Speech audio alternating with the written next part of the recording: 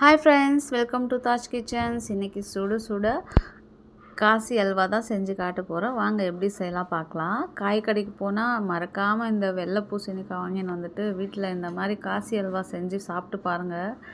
வேறு லெவலாக இருக்கும் டேஸ்ட்டு. வாயில் வச்சதுமே அப்படியே கரையும், இன்னும் சாப்பிட்ணுன்ட்டு இருக்கும், அந்த மாதிரி இருக்கும் டேஸ்ட்டு. ஃபஸ்ட்டு பூசணிக்காவை நல்லா துருவிட்டு அதை தண்ணி புழிஞ்சு தனியாக எடுத்து வச்சுக்கலாம். அதுக்கப்புறம் ஒரு பானலில் நெய் போட்டு இந்த பூசணிக்காய் புழிஞ்சு வச்சுருக்கு இல்லைங்களா, அதெல்லாம் போட்டு நல்லா ஃப்ரை பண்ணுங்கள். அது பச்சை வாசனைலாம் போட்டும். அதுக்கப்புறம் அதில் சர்க்கரை சேர்த்துக்கலாம். சர்க்கரை சேர்த்து நல்லா மிக்ஸ் பண்ணிவிடுங்க.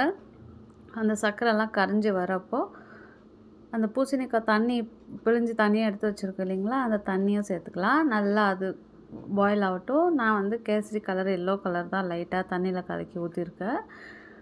இந்த அல்வாவுக்கு மெயின் அதுதான், கலர் தான் அட்ராக்ஷன்னு.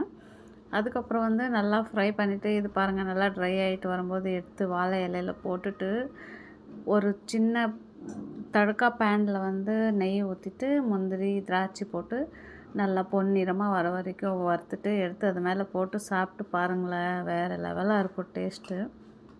என்னோடய சேனலை மறக்காமல் சப்ஸ்கிரைப் பண்ணுங்கள் ஃப்ரெண்ட்ஸ், லைக் பண்ணுங்கள்.